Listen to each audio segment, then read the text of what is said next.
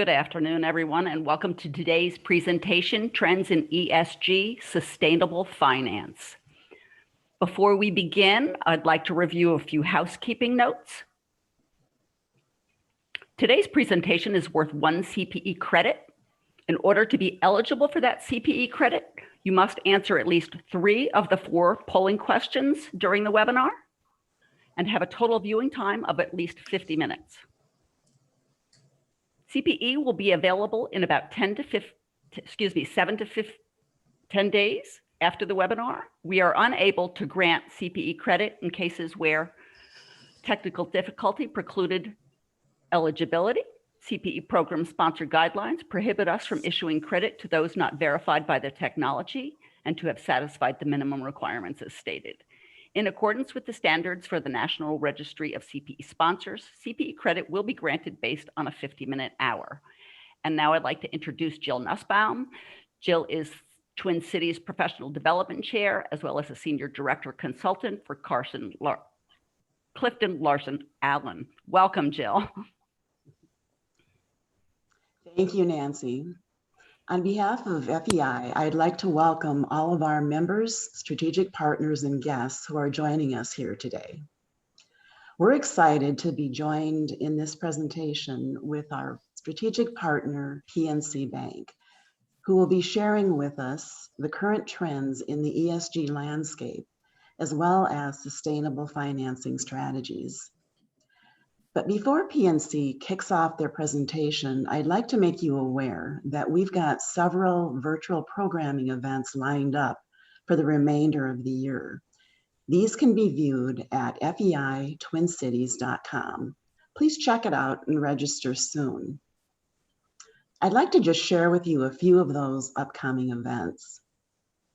Our next monthly meeting is coming up next week, October 28th, from noon to 1 p.m., where we'll be joined by David Carandish. David is the founder and CEO of Capacity, a software-as-a-service company with a artificial intelligence knowledge-sharing platform that optimizes employee productivity. David will share with us how this technology is being used today in business applications, some of the challenges of this technology, as well as how it will transform future business processes.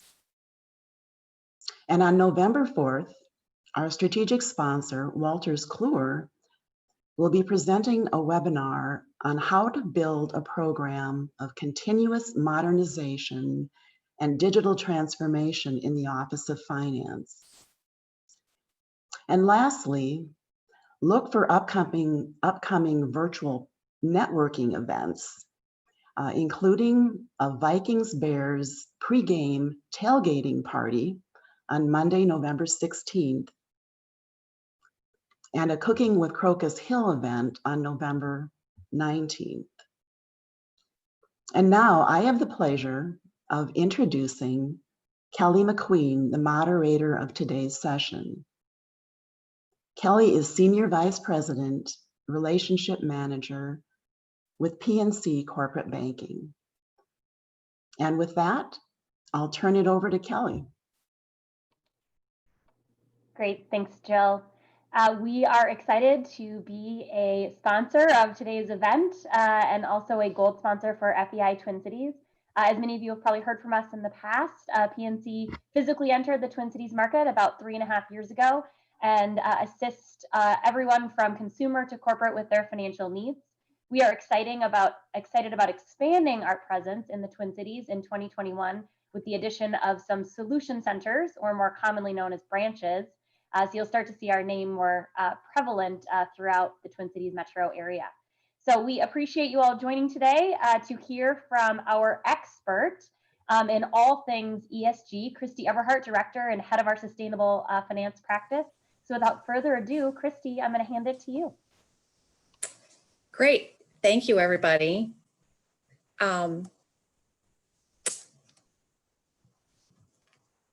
Let's see here. Let me make sure I get my screen up.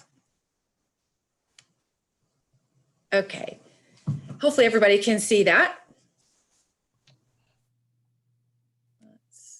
Looks great, Kristi.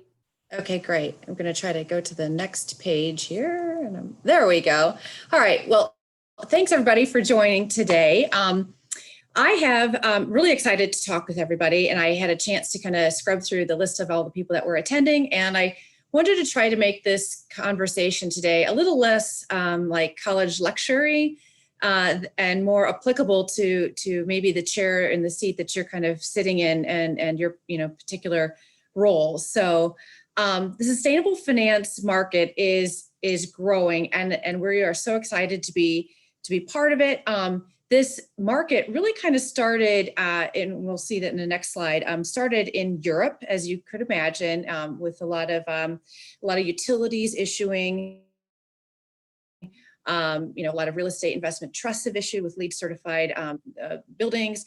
But sustainable finance, in short, is it's a form of debt finance that has been created at the request of investors, so the buy side, to invest in socially responsible projects or socially responsible borrowers, because sometimes there's borrowers that are just pure play, meaning what they do for a business and for a living is actually in the sustainable field. So it was kind of interesting. It was born out of the investment side of the house.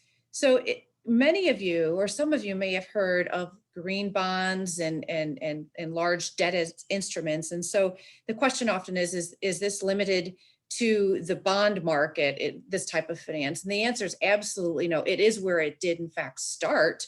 However, we have seen such explosive growth for a variety of reasons, which we'll talk about. But it has expanded not only to bonds, but to private placements, to loans, to syndicated loans, to high yield bonds, you name it. The possibilities are frankly endless. So are there different types of sustainable finance? And the answer is yes. It really kind of depends upon what the use of proceeds are going to be used for.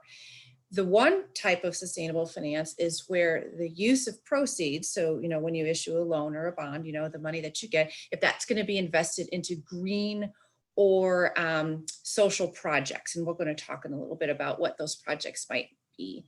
The other way that has very much expanded exponentially recently are not dedicated use of proceeds loans, but rather loans that are linked, sustainability linked, and they're linked to borrowers, either third-party Sustainalytics or an ESG kind of score. Sustainalytics happens to be a third-party provider that evaluates ESG scores, or perhaps borrowers' key performance indicators, so things that maybe are very meaningful and measurable to a company, such as like emissions output or safety features, safety incident reports. So is there a benefit, a pricing benefit to issuing sustainable finance? It's hard to really tell. For the most part, we generally say not much, maybe a couple of basis points, so it's kind of insignificant. However, there could be benefit if you in fact do one of these sustainability linked type financing options, which we'll talk about more in a few slides. And then the last question, is it expensive to issue sustainable finance? And frankly not. A lot of it is the manpower that's behind it internally.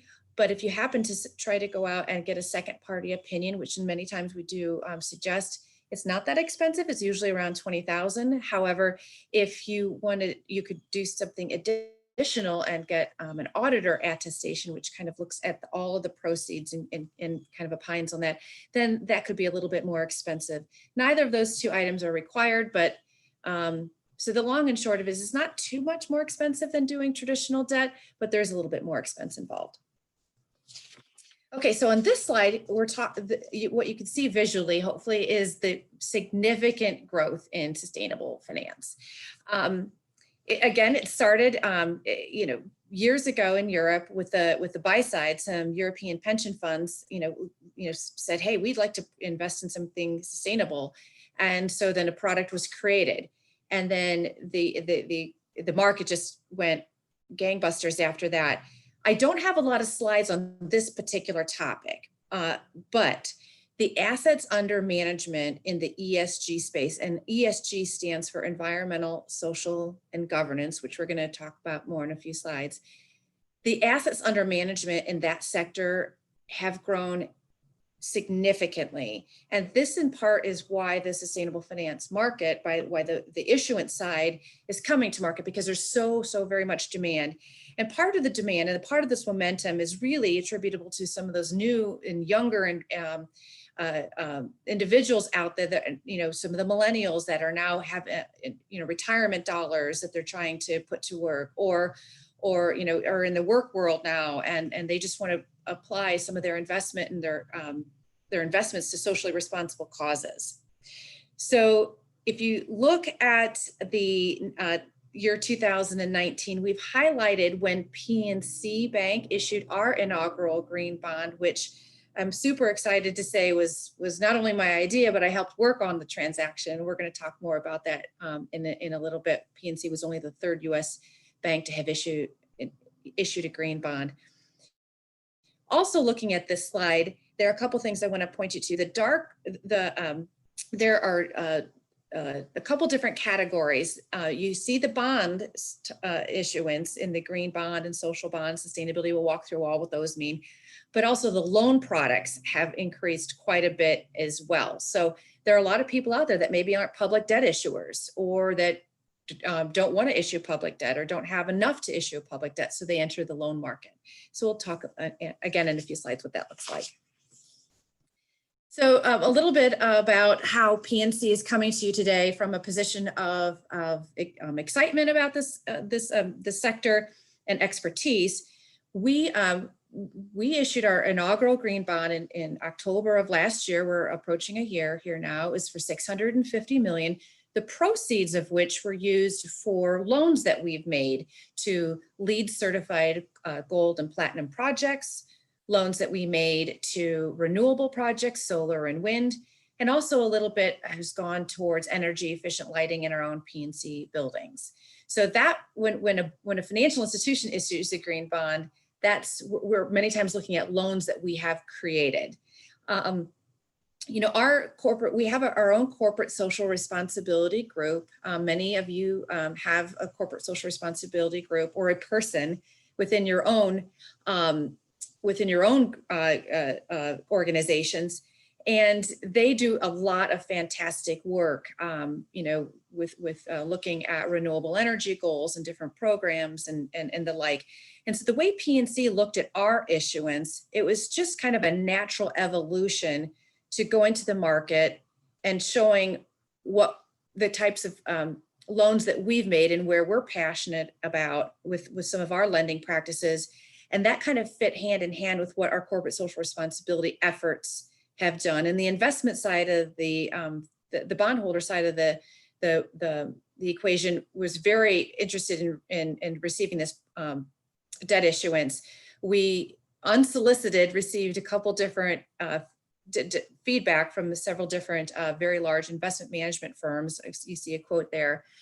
In addition, if you look on the bottom left chart, when we went to market, we tracked how many orders were coming in for that $650 million that were people that were interested in the transaction because of its green nature.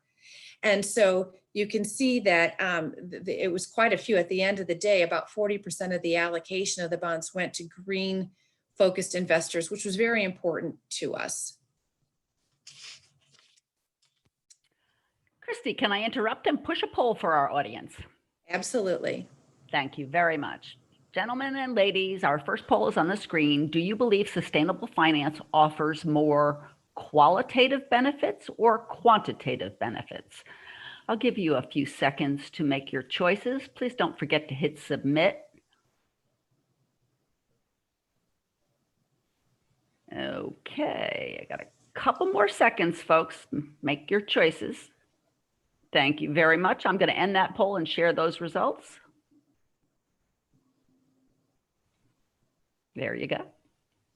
Well, it probably didn't hurt that I fast forwarded to the next slide that gave you. So we'll make the next ones a little bit more tough, I think. But exactly right. The benefits of issuing a sustainable finance to the borrower are primarily qualitative in nature versus quantitative in nature at this point. And the reasons for issuing are extremely varied. For example, Cargill, who I think there's some folks on the line that work there or have worked there in the past, they may want to look at doing a sustainable finance instrument to diversify their investor base. They have a lot of bonds outstanding already. They issue a lot of debt. And so they might be wanting to tap into those ESG dollars that we had talked about a little bit earlier. But for the most part, it's mainly to increase stakeholder awareness. And stakeholders, again, are a variety of folks. It's not just your employees, but investors, suppliers, customers, potential employees. I know it's something that we talk about a lot with our recruits at PNC. So in addition to stakeholder engagement, it's also a platform to share what your CSR strategy is, what your corporate social responsibility strategy is. How are you looking at the communities that you work in? How are you looking at your environmental footprint? How are you looking at governance factors? It's simply put, the sustainable finance, when you go to market with some type of sustainable finance, usually it's accompanied by a press release, and it just gives the folks that are in charge of your corporate social responsibility an avenue to kind of raise their hand and say, hey, look at me and look at these great things that we're doing, in an effort to try to help investors and the general public look at a company from a different lens, from a different perspective. Not only do they make widgets, but they make widgets in a sustainable way, and they are in LEED certified buildings and trying to do right things for the environment. Okay, so I think we have another polling question. Thank you.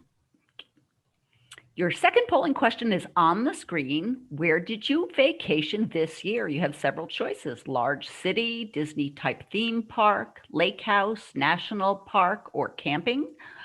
Or you did not take a vacation this year, which I added to the choices because I had a feeling there were going to be a lot of people who didn't take vacations this year. Okay, I'll give you just a few more seconds, folks, to answer that question. And now I'm going to end that poll and share those results. And I envy you people at the lake house. And I specifically added lake house because I know you Minnesotans. So I didn't mention it before, but I'm actually in our Cleveland, Ohio office, and I cover sustainable finance for our entire banking footprint.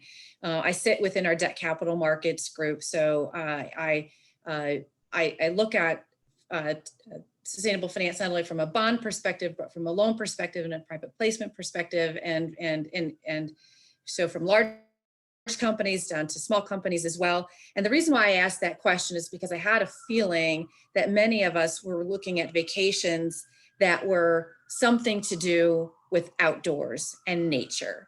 So if we kind of do it, if we look at this whole concept of corporate social responsibility and ESG, kind of like anything else, can be kind of, alphabet soup. So let's just look a little bit closer at E, S, and G. So E stands for environmental, S is social, and G governance. I won't bore you with all, and obviously you'll get the slides at the end of this, and I won't bore you with some of the smaller print that's on the slides here today. But E for environmental, think of things like, your carbon emissions, what you're doing from an electric vehicle standpoint, or using energy efficient lighting. So it's things related to the environment or water quality. Social is more people, and this is kind of where, a lot of the social justice programming, it falls into play. So it's what are you doing with your people and your stakeholders, and what kind of programs? Are you treating them right? Are you paying them fair wages and providing safe environment to work in? And the G side of the equation doesn't really get that much of attention typically, a little bit less talked about. It's really more about from obviously a governance perspective, and boards and accountability, and not to pick on one of our banking counterparts, but many times if you think of governance and where it could go wrong, when you think of the financial institution, the large financial institution that had the issue with opening up a lot of accounts that were not, just to meet certain goals, that would be an example of not great governance. So I pointed out, the reason why I asked the question I did about vacationing is because, I think, as we're thinking about this sector and the growth in it, many of us are going to have brand new appreciations for the environment and the availability of parks and shorelines and clean water to fish in and things and the like. And so it was just kind of a way for us to kind of, boil some of what we're doing down to the actual E, S, and the G. Okay, so I have a feeling perhaps a few of you might think, well, I'm not sure if my company is really active in this, and I'm not really sure if my company is doing anything, or we're too small. This is not something, it doesn't really matter. So I took a look at the folks that were going to be on the attendee list today, and I went to your websites and pulled down some different information.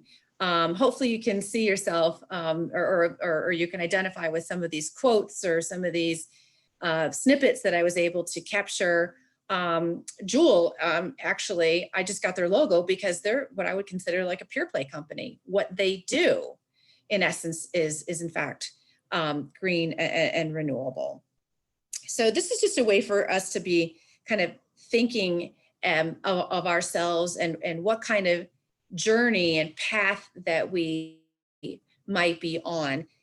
Cargill is a great example, as is PNC and a few others, here of companies that have dedicated personnel that in their corporate social responsibility group that are thinking about different ways and different commitments and goals that they want to achieve. But in fact, there are many other companies that are somewhere along their journey that, might be early on, and that's okay. That's okay. Everybody's got a story. Everybody's on the journey. No one has this all figured out. And I will let you know that we're a real great collegial group that love to talk about our programs and what we're doing. And we love to be able to share insight. So be sure to reach out to myself or to anyone else, or maybe your corporate social responsibility people if you've got questions about different objectives that you might have. Okay, so what this slide, and I just realized my lawn guys are here, so I might have to shut my front door here in just a second. So the fun world of Zoom. So what this slide talks about is many of you might not quite say, how is this corporate social responsibility stuff relevant to me? Those are just a few people or a single person that might sit in supply chain, or they sit in those seats over yonder. I don't really know them, but honestly, that sentiment is really changing because for the most part, it's a C-suite conversation these days, and it's really starting to become a priority for everybody within an organization.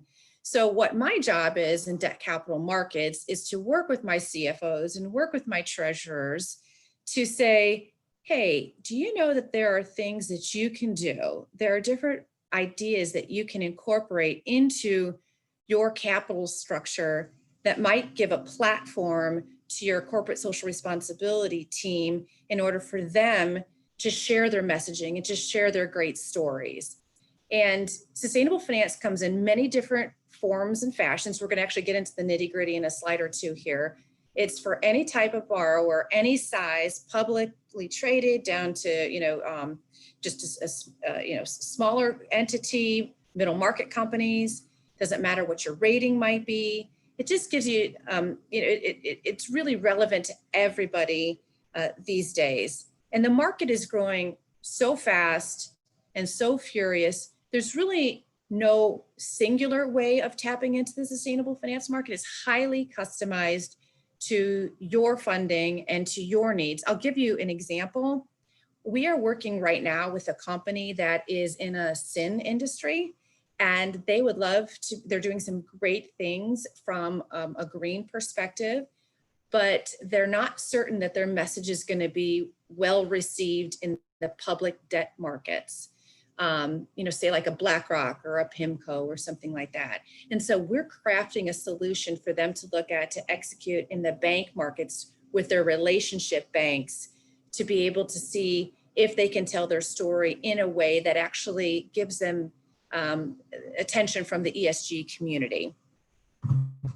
And I am so sorry. I'm going to shut my front door here real quick. So sorry, everyone. Take advantage of that time and launch a poll. Your third poll is on the screen. Do you think the diversity and inclusion goals can be incorporated into your banking decisions? Please take a moment to answer those questions, and I will wait just a few seconds. Okay. Thank you, folks. I'm going to share those results. Yes. And there you go. Great. Thank you. Okay, so as we start to get into the nitty-gritty of what sustainable finance is and how you're able to kind of access that market, what I typically do when I sit down with a treasurer or again, a CFO, is I start with your capitalization. Do you have a revolver? Do you have term loans? Do you have do you have private placements? Like how are you capitalized right now? And then what we do is we look at what your needs are. Are you looking to invest into a power purchase agreement? Are you looking at putting up a new building? Are you looking at some type of new social justice kind of programming?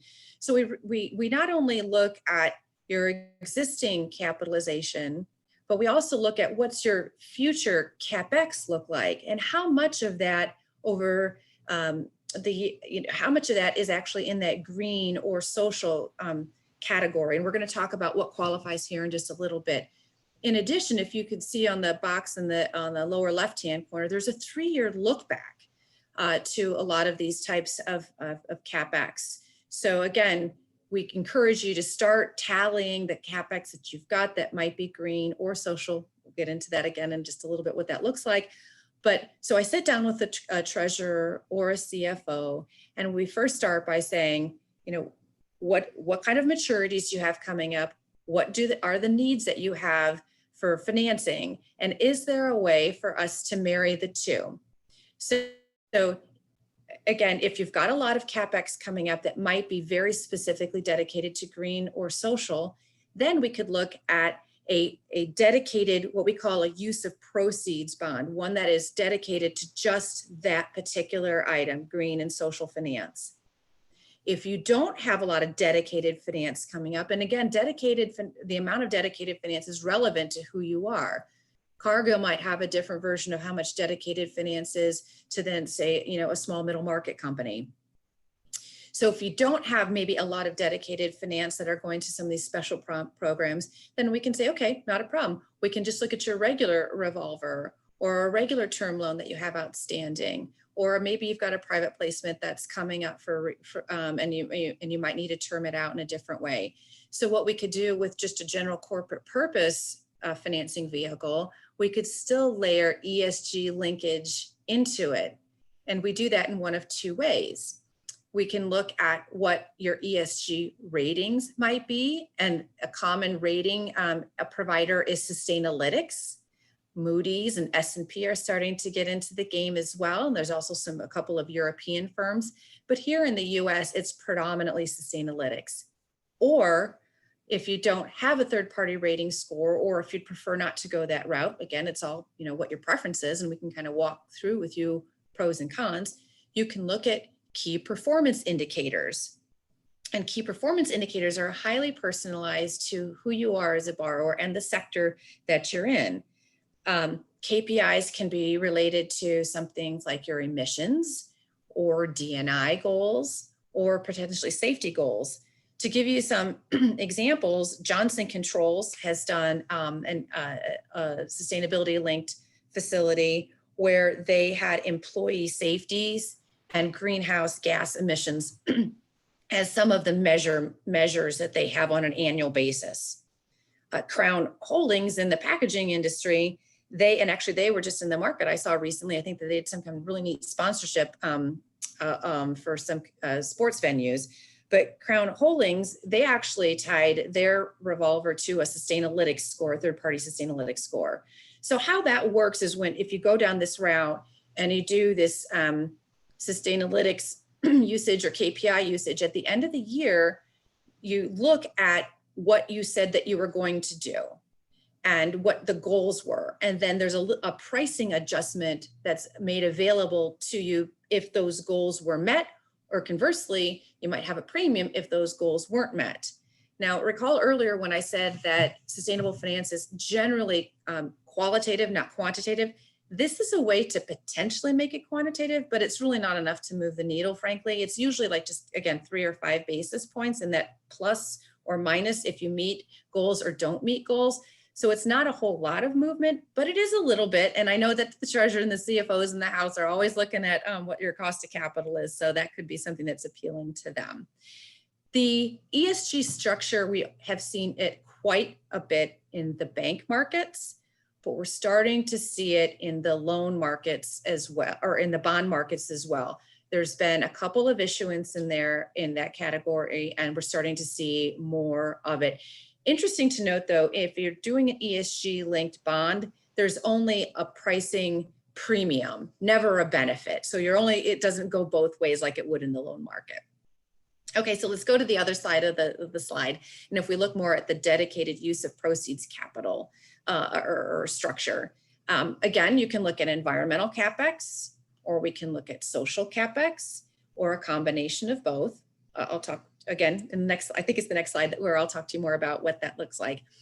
There is a 3-year look back on this capex. This is why it's super important to start tracking anything that you're doing in this space, even if it seems insignificant and small. You got to start tracking it right away. COVID and social justice spend could be incorporated as well, and I'll give you some example on that. Philanthropy in and of itself just doesn't really work.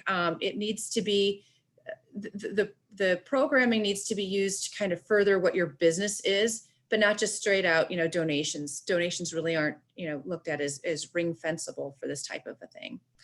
And, green themed or sustainable themed products are a little bit more prevalent. So it's the opposite of the ESG link. They're a little bit more prevalent in the bond market and less so in the bank market. But again, that's changing as well as we start to see it growing in the bank markets. I gave you an example how we're actually getting ready to issue a term sheet to a borrower of ours for quite a large green facility that we are proposing.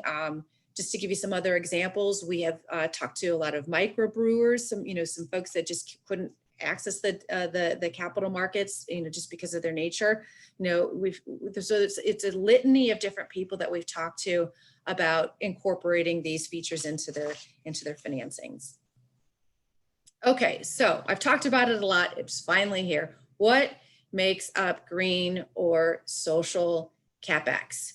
And these are guidelines, so keep that in mind. These are guidelines, and they can be incorporated into your business in very specific and particularized ways based upon who you are. So when we think about green, again, we're kind of thinking a little bit more about environment, the environment. So we've got renewable energy. We've got a lot of utilities. You've got one in town there that has issued, that PNC's actually been part of, that have issued green bonds for some of their solar and renewable projects and things like that.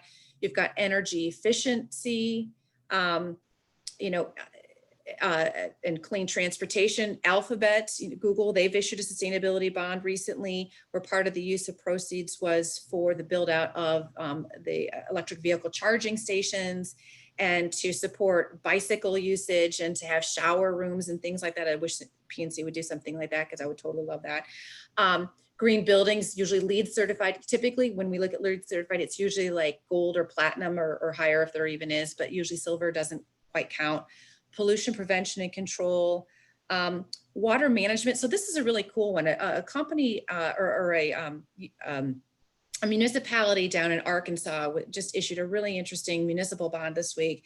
Central Arkansas Water, the bond deal that they issued, I think it was about 30 million. The use of proceeds was to buy forestry around a lake. And also it included some tributaries of that lake.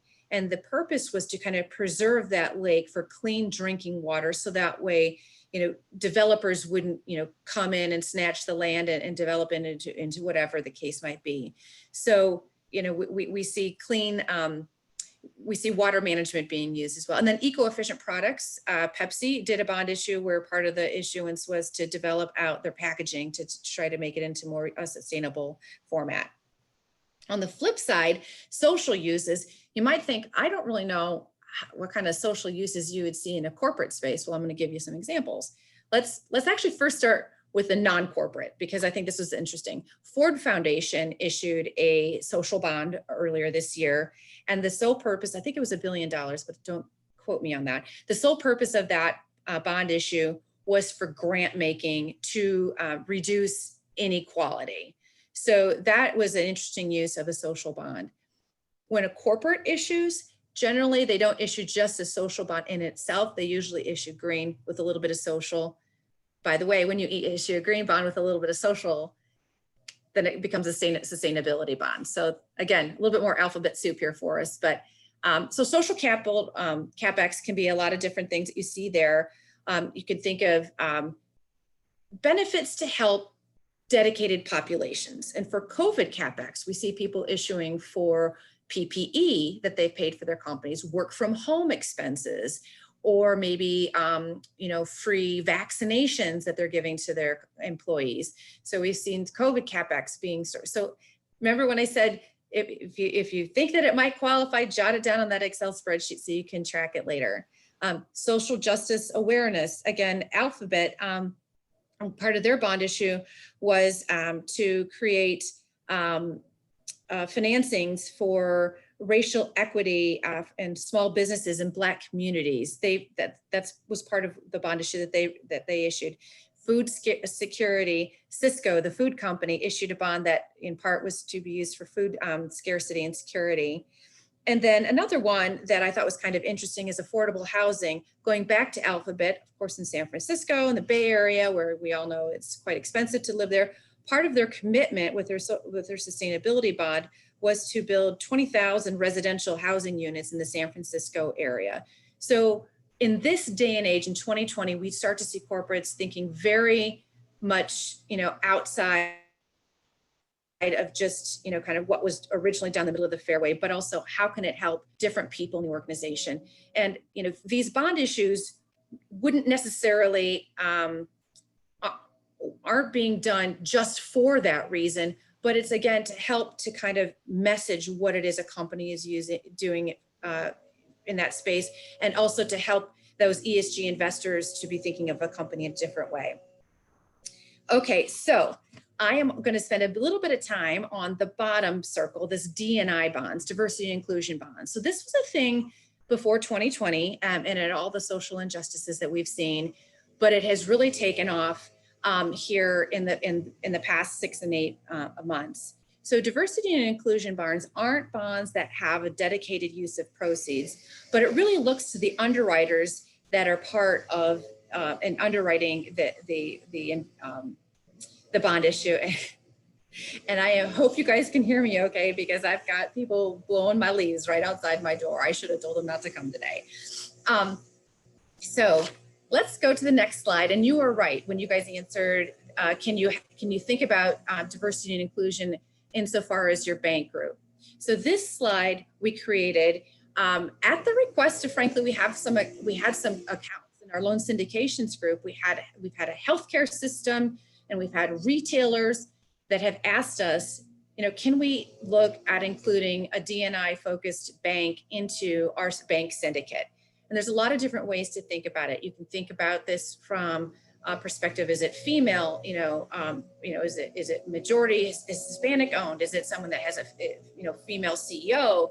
Is it African American? Predominantly African American banks. There's a lot of different ways to skin the cat based upon what it is that you're maybe trying to achieve and accomplish. On this next slide, if we look at diversity and inclusion from a bond underwriting perspective, again, there's been a couple different issuers. We've had Duke Energy, Florida, Toyota Financial Services. He's going to leave in just a minute. Okay. There we go. So sorry. So we've had Duke Energy Florida, Toyota Financial Services, Verizon. Those are just a couple of examples of large issuers that have put into their underwriter syndicate diversity and inclusion underwriting firms. And these underwriters can act, these D&I underwriters can act in a couple different capacities. They could potentially be active, where they're actually selling bonds, or maybe passive. So again, it's a conversation we have with our borrowers about what their goals and objectives are. In the D&I underwriter space, Hispanic owned, we see African American owned, women owned, veteran owned. There's quite a few, and they just again add some diversity to the underwriting group. Okay, so when we think about structuring sustainable finance, there are in fact guidelines that are out there. PNC became a signatory to certain principles, which basically says that when we have a client that's coming to the market, we are going to help structure that debt based upon these recommended guidelines. And it's all about transparency. Investors want to see transparency. So there needs to be kind of a clear use of proceeds. If you happen to be doing a use of proceeds based bond, you need to show what the project's valuation was. How are you managing those proceeds if you happen to be going to market and all those proceeds aren't spent on day one? You have to report back on the proceeds. In fact, PNC, if you recall, we issued our green bond in October of 19. We're actually in the process of finalizing our green bond report to show how we issued that $650 million. So investors are really keenly interested in the authenticity of a borrower and your actions and the kind of impact that these investments may make. Now, on the other side of the equation, if we look at a sustainability linked facility, and that's where it's just a general corporate facility, not dedicated to certain capex, we want to look at what the target setting is, and is it really an achievable goal, but is it really a stretch goal, or is it something that's kind of a lower, very easily obtainable kind of goal? And we want to make sure that that goal is tied to the borrower's overall strategy. Okay, I think there's one more polling question that we've got. Thank you very much. Let's put that last poll up. The last poll, do you think sustainability linked debt or use of proceeds debt provides better insight to a borrower's total ESG efforts? Sustainability linked or use of proceeds? I'll give you just a few seconds to answer that question, folks.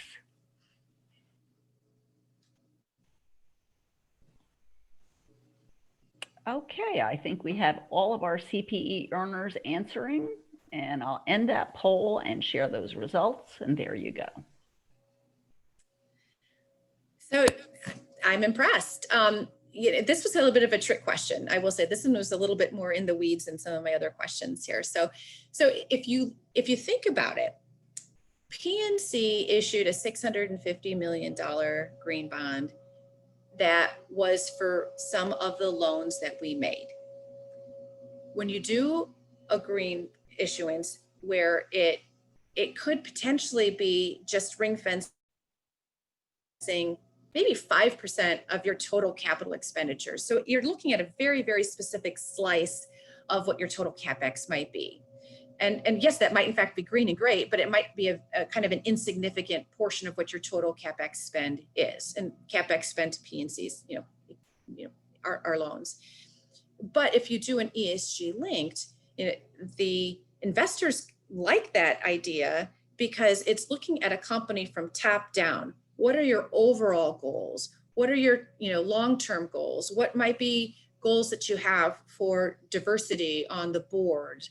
So it's not looking at just a very small slice of a company, but it's looking at more of the totality of a company. Okay, so if I got you excited today to potentially think about sustainable finance in your future, I really would suggest, here's a roadmap for you. But number one, please, please, please start tracking your spend, even if it might be insignificant. Think about everything that you might be doing, again, from a green perspective or from a social perspective, and just document it. If it's programs that you're involved in, if it's sponsorships that you might have, whatever it in fact might be, no matter how small or insignificant, please start tracking. And I'm going to give you a hint here I will assure you that there are people in your organization that have a passion and that care about social responsibility. And the key is to find those people, which there are going to be quite a few of them, and ask them to do this, because they will willingly join the green team, if you will, and helping track that. I mean, it was a fantastic journey for PNC as we issued. It was a great collaboration of a lot of different lines of business. And it was a chance for us to really, further what our goals were. We're now all talking kind of in green lingo in language. So this last slide that I have, and I do have a few slides in an appendix that, you can look at later. But this last slide I have is just a few of the resources that I like to look at, not only from a potential debt issuance and a structuring perspective, but potentially if you're just wanting to learn a little bit more about the market space, if you're thinking about investing. Here are some different podcasts. I think we're all walking more these days, so just pop in the podcast in your headphones and go out to the park and enjoy nature and learn about sustainable finance. But here are a few that I listen to that I think are really best in class. So with that, I think the timing is pretty good here. Even with our little interruption. So I think I'll open it up for questions and answers.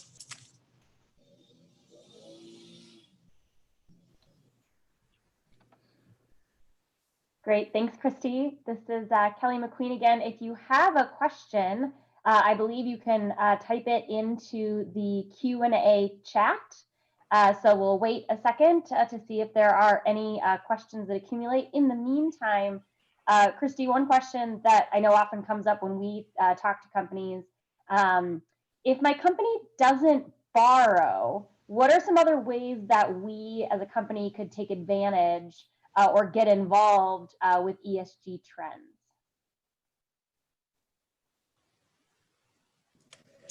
That is that's a good question. So you still have, even if you maybe don't borrow money, even if you're maybe like maybe a nonprofit.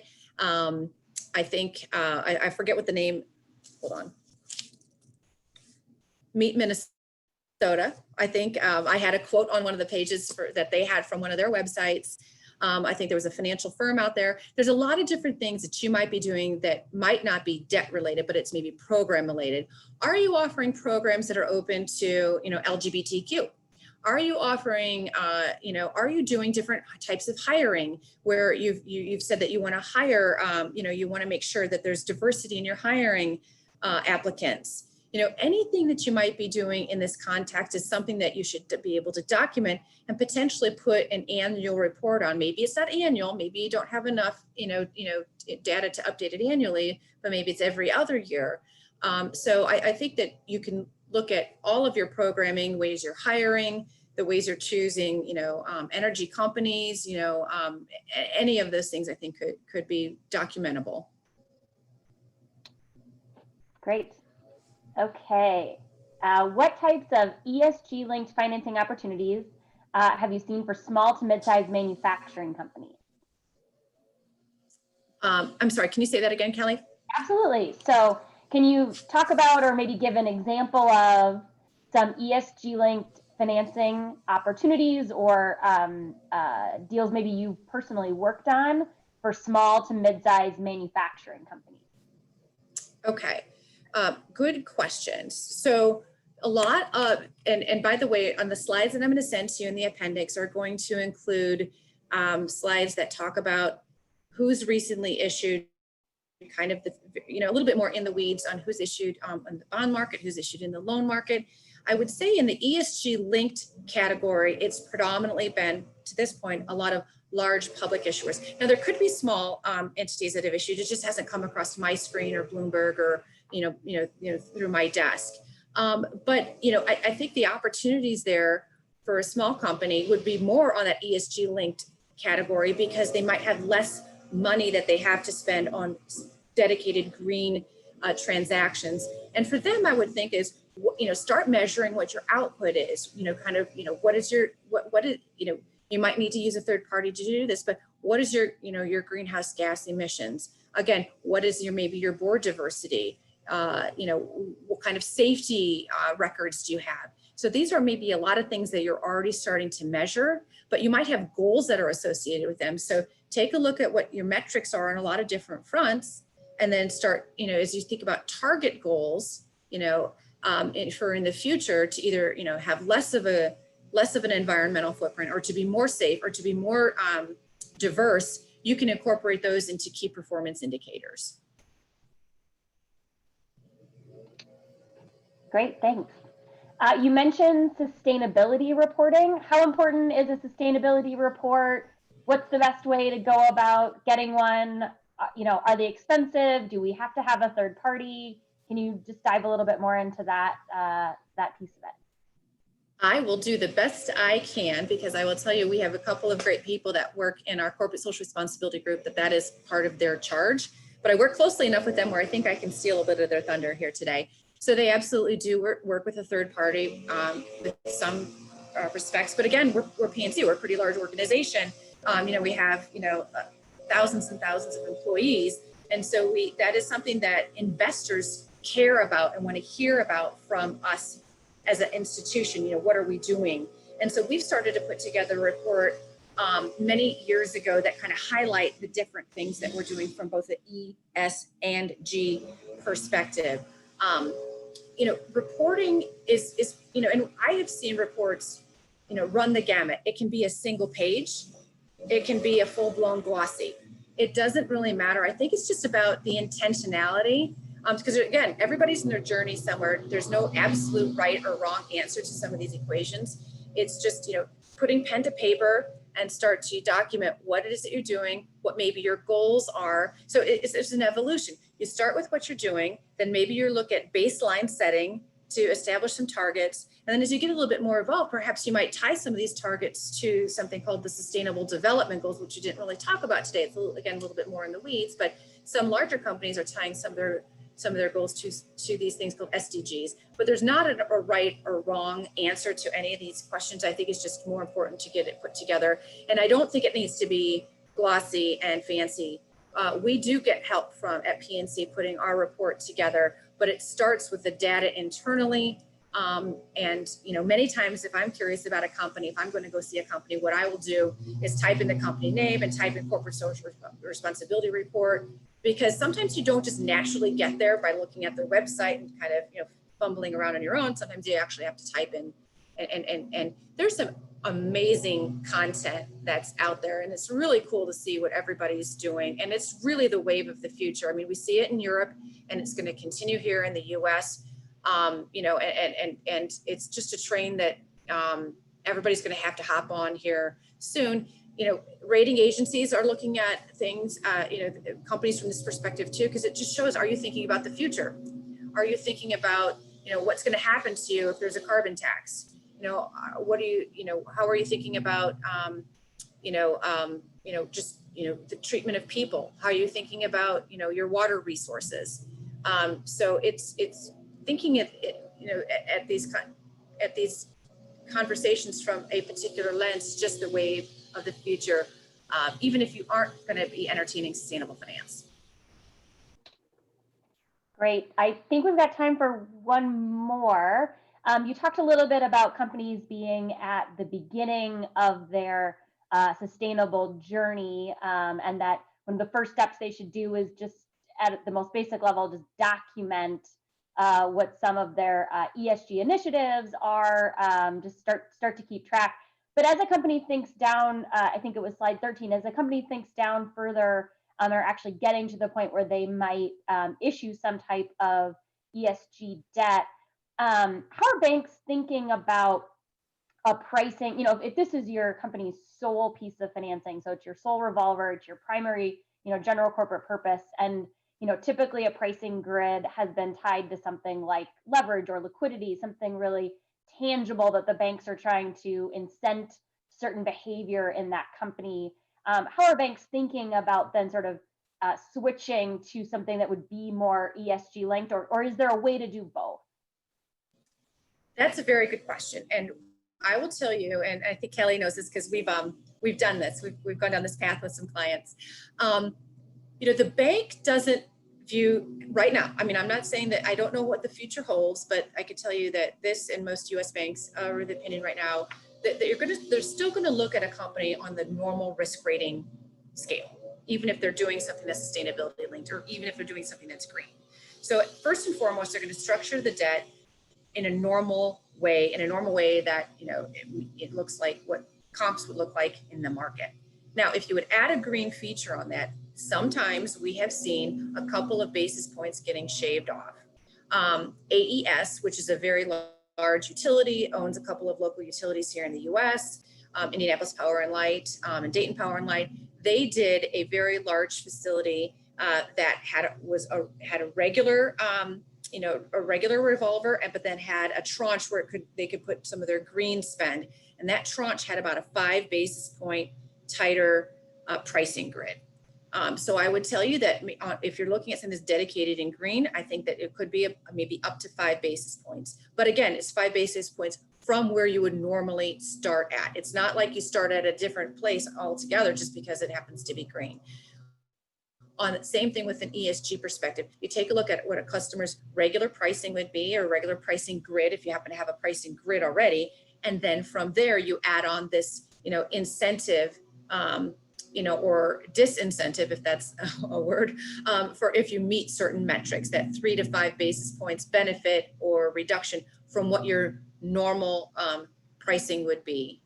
So did that answer your question, Kelly? I think that was great.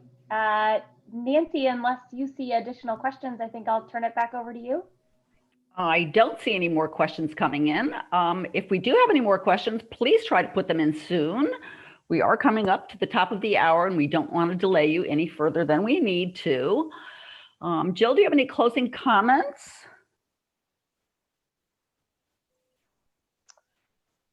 No, I think I want to thank PNC for their time and a very interesting presentation.